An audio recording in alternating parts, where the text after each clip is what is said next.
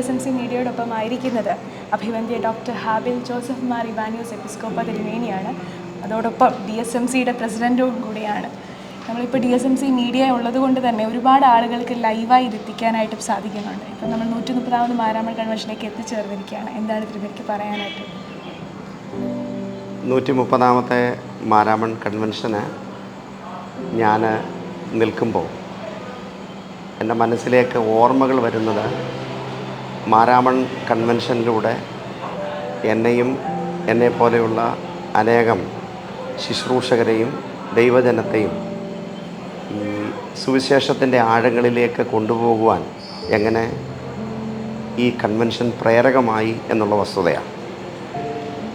ബാല്യകാലത്തിൽ ഈ കൺവെൻഷന് വരുന്നതിന് വല്ലപ്പോഴുമെങ്കിലുമൊക്കെ അവസരം ലഭിച്ചിട്ടുണ്ട്.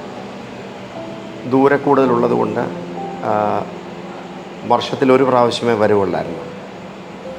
അന്ന് മുതൽ ലഭിച്ച ഒരു ദൈവവചന ധ്യാനത്തിൻ്റെ ഒരു ശൈലി അത് ജീവിതത്തെ സ്വാധീനിക്കുവാനിടയായിട്ടുണ്ട്.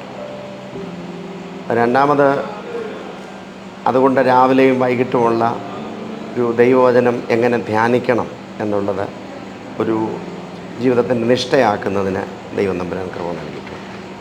ഈ 130ാമത്തെ കൺവെൻഷനിൽ ഞാൻ പങ്കെടുക്കുമ്പോഴും എനിക്ക് ഏറ്റവും ശ്രേഷ്ഠമായിട്ട് ഫീൽ ചെയ്യുന്നത് ഈ ദൈവവചനത്തോടൊപ്പം തന്നെ സാമൂഹിക യാഥാർത്ഥ്യങ്ങളെയും സാമൂഹിക വേദനകളെയും സാമൂഹിക വെല്ലുവിളികളെയും കൂടെ സമഞ്ജസമായിട്ട് സമ്മേളിപ്പിച്ച് ദൈവവചനത്തെ കാലികമായി വ്യാഖ്യാനിക്കുന്നതും ആ വ്യാഖ്യാനമനുസരിച്ച് ജീവിക്കുന്നതിന് നമ്മളെ വെല്ലുവിളിക്കുന്നതുമായ ഒരു അനുഭവമുണ്ട് എന്നുള്ളതാണ്. അത് എന്നെ വളരെയധികം സന്തോഷിപ്പിക്കുന്നു. താങ്ക് യു തിരുമേനി.